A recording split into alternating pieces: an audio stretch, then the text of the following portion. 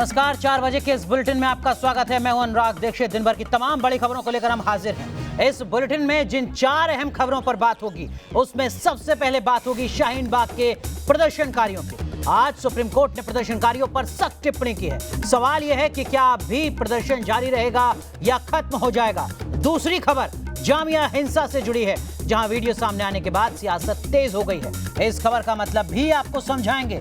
बात करेंगे निर्भया मामले की। सवाल ये कि आखिर निर्भया को इंसाफ कब मिलेगा, और बात होगी देश की सुरक्षा से जुड़ी हुई खबर की। आज सीडीएस विपिन रावत ने अपना प्लान देश के सामने रखा है। तो ये 4 बड़ी खबरें जिस पर बात करेंगे हम अगले आधे घंटे में विस्तार से।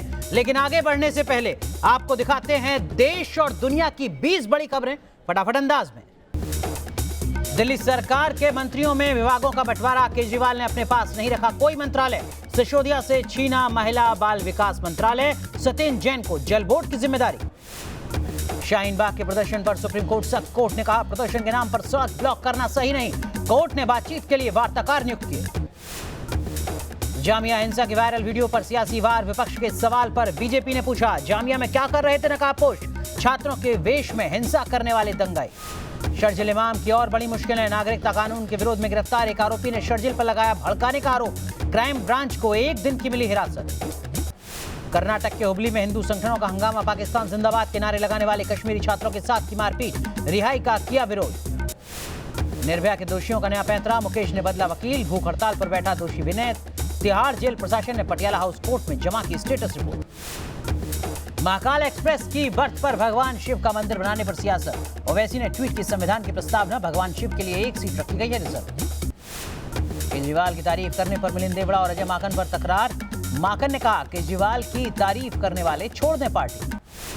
सेना को लेकर सीडीएस विपिन रावत के कई बड़े ऐलान। जम्मू कश्मीर में अलग बनेगा कमांड। अमेरिकी सेना की तर्ज पर जवानों की होगी ट्रेनिंग। सेना में महिलाओं के स्थायी कमीशन को सुप्रीम कोर्ट ने दी मंजूरी। सेना के 10 विभागों में स्थायी कमीशन देने का निर्देश। महिला सैन्य अफसरों ने किया फैसले का स्वागत। डोनाल्ड ट्रंप के भारत दौरे पर अमेरिका की तैयारियां तेज। अहमदाबाद एयरपोर्ट पहुंचा अमेरिकी सीक्रेट सर्विस का जहाज। 24 फरवरी को भारत आएंगे ट्रंप। गुजरात के कांडला पोर्ट पर इंडियन नेवी ने पकड़ा चीनी जहाज। मिसाइल के पुर्जे भी मिले। जांच के लिए मौके पर पहुंची डीआरडीओ की टीम। कश्मीर पर फिर फेल हुआ पाकिस्तान का पैंतरा। यूएन महासचिव की मध्यस्थता की पेशकश भारत ने ठुकराई। कहा बात होगी तो सिर्फ पीओके पर। आंध्र प्रदेश के अनंतपुर में चार्टर्ड प्लेन इमरजेंसी लैंडिंग हुई। पायलट की सूझबूझ से टला हादसा। विमान में सवार सभी लोग सुरक्षित।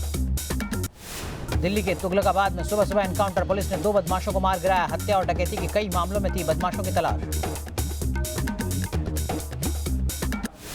मध्य प्रदेश के छिंदवाड़ा में बेटा और बेटी के लिए बोझ बनी बीमार मां। बोरे में बंद कर तालाब में फेंका।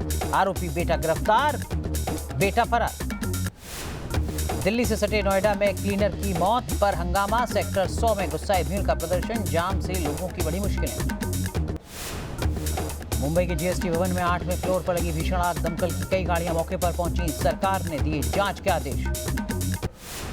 कोरोना वायरस पर भारत की बड़ी जीत। केरल के 3 मरीज हुए ठीक। चीन से वतन लौटे सभी छात्रों के सैंपल भी पाए गए पॉजिटिव। चीन में कोरोना वायरस का कहर जारी। अब तक 1700 से ज्यादा लोगों की मौत। 70,000 से ज्यादा लोग कोरोना वायरस से इन्फेक्टेड। चलिए रुक करते हैं इस वक्त की बड़ी खबर की ओर। आपको बता दें कि दिल्ली सरकार में मंत्रियों के विभागों का बंटवारा हो चुका है। जी हां, इस वक्त की बड़ी खबर दिल्ली सरकार से जुड़ी, केजरीवाल सरकार से जुड़ी, जिसमें अब मंत्रियों को उनकी जिम्मेदारी बांट दी गई है। जो जानकारी मिल रही है उसके मुताबिक सत्येंद्र जैन को जल बोर्ड की जिम्मेदारी दी गई है। वहीं पर्यावरण मंत्रालय अब कैलाश गहलोत की जगह गोपाल राय संभालेंगे। महिला और बाल विकास मंत्रालय राजेंद्र गौतम को दिया गया है। पहले ये मंत्रालय मनीष सिसोदिया के पास था। बाकी जो विभाग हैं वो पुराने मंत्रियों के पास बरकरार रहेंगे। केजरीवाल ने अपने पास एक बार फिर कोई भी मंत्रालय, कोई भी विभाग नहीं रखा है। इस वक्त की बड़ी जिम्मेदारी जो जानकारी मिल रही है वो हम आपको बता रहे हैं। दिल्ली सरकार में अरविंद केजरीवाल ने अपने मंत्रियों को विभागों की जिम्मेदारी सौंप दी है। 5 तस्वीरें हम आपको दिखा रहे हैं। देखिए जरा, अरविंद केजरीवाल ने बहुमत मिलने के बाद ये ऐलान किया था कि जो पुराने मंत्री रहे, यानी बीते 5 साल जिस टीम के साथ अरविंद केजरीवाल ने काम किया था, वही टीम भी अगले 5 साल तक काम करेगी। और उसी के तहत जो तमाम मंत्री हैं उन्होंने शपथ ली थी। और अब से कुछ देर पहले तमाम मंत्रियों को जो उनके विभागों की जिम्मेदारी है वो दे दी गई है। सीधा रुख करते हैं मोहित बख्शी, हमारे सहयोगी लगातार आम आदमी पार्टी को कवर कर रहे हैं। मोहित, क्या कुछ खास इस बार के विभागों के बंटवारे में?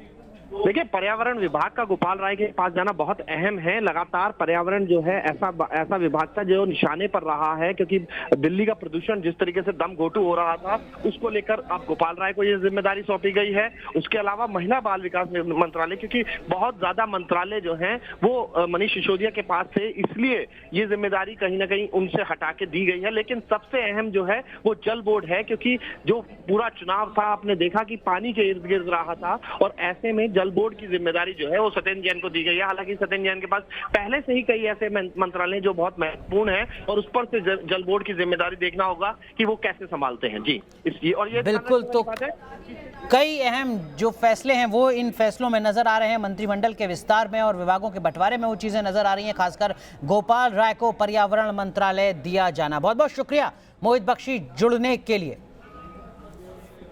तो हम आपको बता रहे हैं कि अरविंद केजरीवाल ने अपने मंत्रियों को जो जिम्मेदारी है वो दे दी है। देखिए जरा, आप देख सकते हैं यहाँ पर मनीष सिसोदिया एक बार फिर शिक्षा मंत्रालय की जिम्मेदारी संभालेंगे। हालांकि जो महिला और बाल विकास मंत्रालय है वो अब मनीष सिसोदिया से ले लिया गया है, लेकिन वहीं दूसरी तरफ जो पर्यावरण मंत्रालय की जिम्मेदारी है वो गोपाल राय को सौंपी गई है। देश की राजधानी के बाद अब बात करते हैं देश की आर्थिक राजधानी मुंबई की। मुंबई के मझगांव में जीएसटी भवन में भीषण आग लगी है। फायर ब्रिगेड की कई गाड़ियां आग बुझाने में जुटी हुई हैं। वहीं दूसरी तरफ डिप्टी सीएम अजीत पवार ने जांच के आदेश दे दिए हैं। बीएमसी और पुलिस कमिश्नर को कार्रवाई के आदेश दिए गए हैं। आज दोपहर तकरीबन 12:30 बजे इस इमारत में आग लगी थी। जो जानकारी मिल रही थी उसके मुताबिक देखिए जरा, ये 6 तस्वीरें आपके सामने। जीएसटी भवन के 8वें फ्लोर में आग लगी। आग का दायरा लगातार बढ़ता गया। इन 6 तस्वीरों को देखकर आप समझ सकते हैं आग कितनी विकराल होती रही है। जीएसटी की इमारत है, जीएसटी भवन है। अब राज्य सरकार की तरफ से इस आग लगने की वजह को लेकर जांच बैठा दी गई है। हमारे सहयोगी शैलेंद्र सिंह की रिपोर्ट देखिए। मुंबई के माझगांव स्थित जीएसटी भवन में आग लगी हुई है। यह 10 मंजिली बिल्डिंग है और इसमें 9वें मंजिल पर यह आग जो है वो लगी हुई है, और 9वीं मंजिल से आग फैलते फैलते 8वीं मंजिल को भी अपने चपेट में ले लिया है। तकरीबन 12:30 बजे के आसपास 12:35 पर फायर ब्रिगेड को आग लगने की खबर की जानकारी मिली, और 12:48 पर फायर ब्रिगेड की टीम यहाँ पर पहुँच गई है। अगर बात करें फायर ब्रिगेड की, तो तकरीबन दर्जन भर से भी ज़्यादा गाड़ियां जो है फायर ब्रिगेड की वो मौके पर मौजूद है, और कोशिश की जा रही है कि आग पर जल्दी से जल्दी काबू पाया जाए। जानकारी के मुताबिक बिल्डिंग को पूरी तरह से खाली करवा लिया गया है। किसी तरह की कोई जीवन हानि की कोई खबर अब तक नहीं है, लेकिन जानकारी के मुताबिक इस बिल्डिंग के 8वें मंजिल पर तमाम महत्वपूर्ण दस्तावेज जो हैं वो यहाँ पर मौजूद है, और आग जो है 9वें मंजिल से शुरू होकर 8वीं मंजिल तक पहुंच चुकी है। और ऐसे में जो महत्वपूर्ण दस्तावेज हैं उनके भी जलने की आशंका जो है वो बनी हुई है। जाहिर तौर पर फायर ब्रिगेड की टीम जो है वो लगातार फायर फाइटिंग कर रही है। आग क्यों लगी, कैसे लगी, अब तक कुछ पता नहीं। तमाम यहाँ पर एम्बुलेंस जो है वो मौके पर पहुंची है, तमाम एजेंसियां जो है वो मोबिलाइज हो गई हैं। सामने अगर दिखाऊं तो सूबे के उप मुख्यमंत्री जो हैं अजीत पवार वो मौके पर पहुंचे हुए हैं, ब्रीफ ले रहे हैं अफसरों से, क्या हुआ कैसे हुआ, ये तमाम जो है जानकारी वो ले रहे हैं। लेकिन अब तक ये साफ नहीं हो पाया कि आग लगने की असली वजह क्या रही। वीडियो जर्नलिस्ट सुरेंद्र जाधव के साथ शैलेंद्र सिंह, न्यूज़ नेशन, मुंबई। और अब बात शाहीन बाग की। नागरिकता संशोधन कानून के खिलाफ शाहीन बाग में बीते 2 महीने से जारी प्रदर्शन पर सुप्रीम कोर्ट ने आज तल्ख टिप्पणी की। अदालत ने कहा कि लोकतंत्र हर किसी के लिए है, ऐसे में विरोध के नाम पर सड़क जाम नहीं कर सकते। इस मसले पर अब अगले सोमवार को सुनवाई होगी। आपको बता दें कि शाहीन बाग के प्रदर्शनकारियों से बात करने के लिए अदालत ने वार्ताकार नियुक्त किए हैं। वरिष्ठ वकील संजय हेगड़े के साथ वकील साधना रामचंद्रन को भी वार्ताकार के तौर पर नियुक्त किया गया है।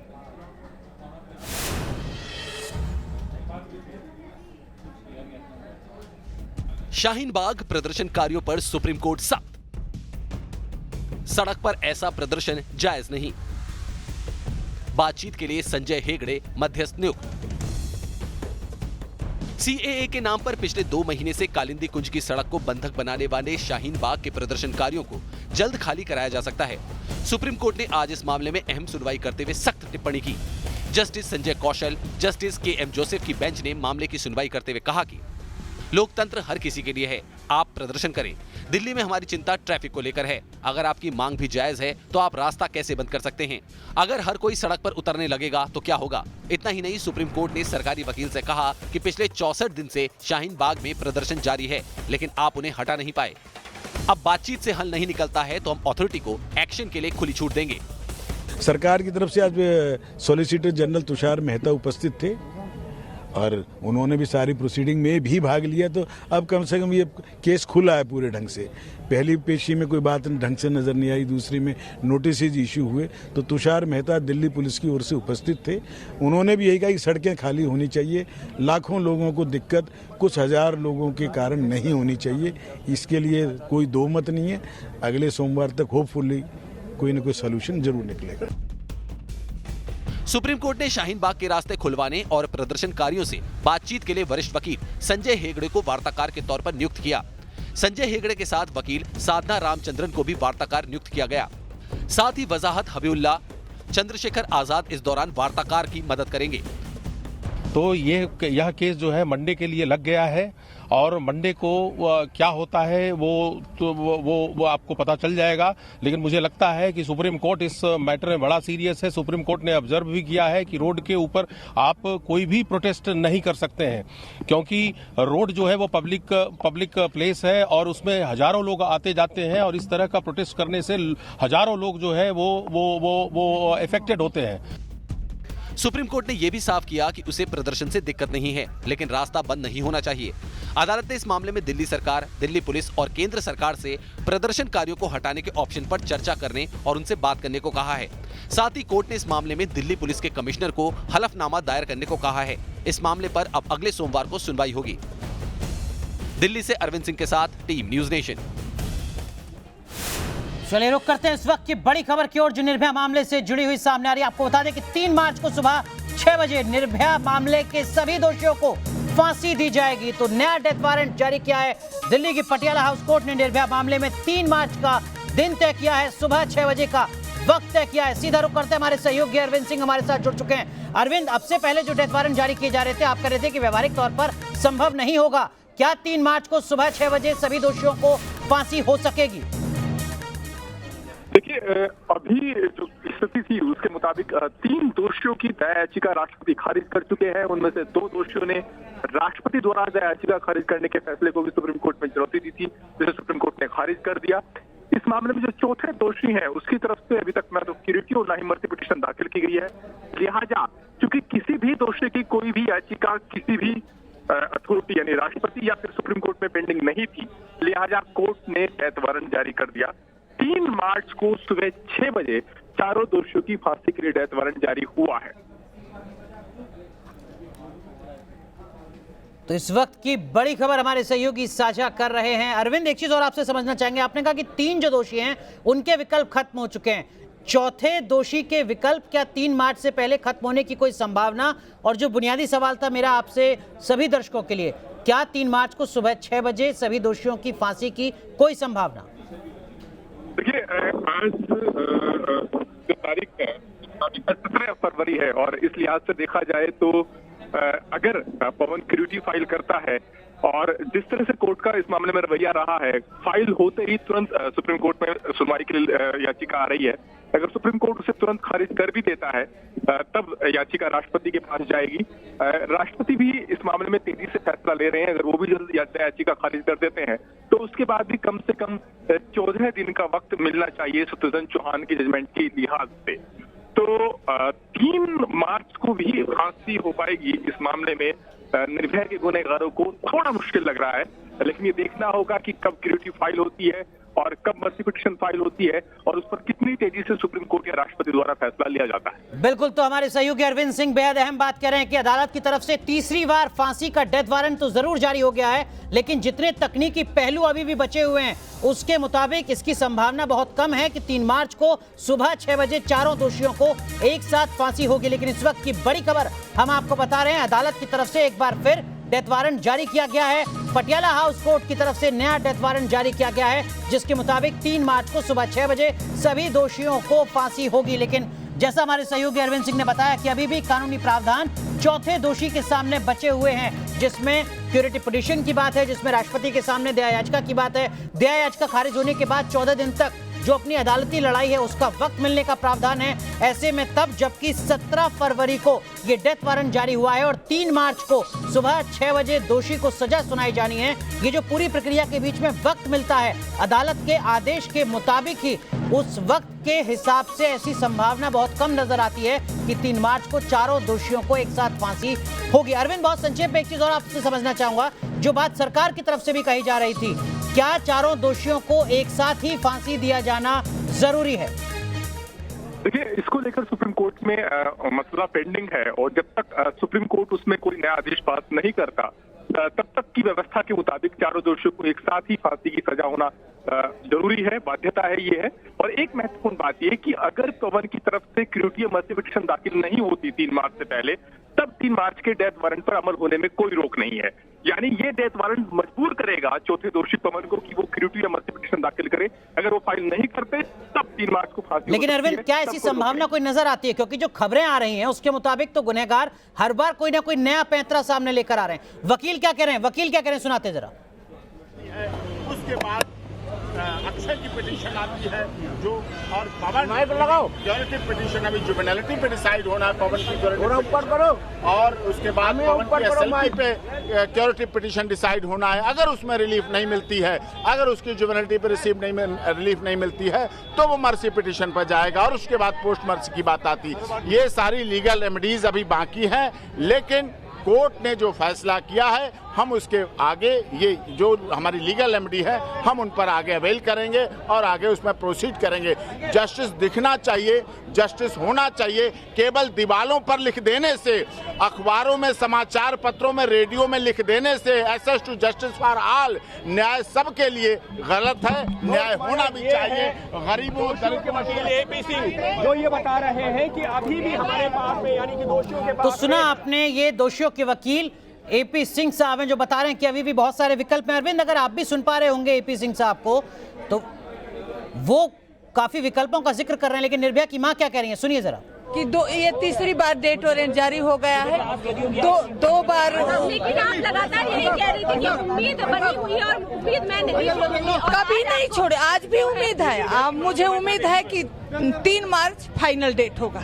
तो आज डेट दे दिया गया है, एक तसल्ली तो जरूर है। हाँ, बिल्कुल तसल्ली है, बिल्कुल तसल्ली है। खुशी भी है कि हम इतना संघर्ष कर रहे हैं, हम इंतजार कर रहे हैं कि उनको कब रेमेडी पूरी हो, कब उनको डेथ वारंट निकले। तो फाइनली आज डेट। पहले आपकी नाराजगी भी थी कहीं ना कहीं पटियाला कोर्ट से कि यहाँ पर आपको जो है इंसाफ नहीं मिल पा रहा है, डेथ वारंट नहीं जारी किया जा रहा है, सुप्रीम कोर्ट इसमें गाइडलाइन दे। लेकिन आज का दिन कितना संतुष्टि भरा? मुझे बहुत संतुष्टि है। कई बार होता सिचुएशन ऐसा होता है, आखिर टूटना पड़ता है, लेकिन फिर भी हम कभी हार नहीं माने, फिर भी हम हार नहीं माने और फाइनली कहते हैं ना कि देर है अंधेर नहीं है। फाइनली एक बार फिर आज डेथ वारंट मिल गया है। हम उम्मीद करते हैं कि 3 मार्च को वो फांसी पे लटकेंगे। तो सुना आपने निर्भया की मां को जो भरोसा दिला रही हैं, वो कह रही हैं कि 3 मार्च को सुबह 6 बजे सभी दोषियों को फांसी की सजा दी जाएगी। हालांकि जो दोषियों के वकील हैं एपी सिंह, उनको भी आपने सुना, वो कह रहे हैं कि अभी भी बहुत सारे कानूनी विकल्प बचे हुए हैं। अरविंद सिंह हमारे सहयोगी लगातार हमारे साथ बने हुए हैं। अरविंद, निर्भया की मां को तो भरोसा है कि 3 मार्च को आखिरकार फांसी होगी सभी दोषियों को, लेकिन जिस तरीके से दोषी के वकील कह रहे हैं कि अभी बहुत कानूनी विकल्प बचे हुए हैं, यानी अभी संघर्ष और इंतजार निर्भया के परिवार का बाकी है।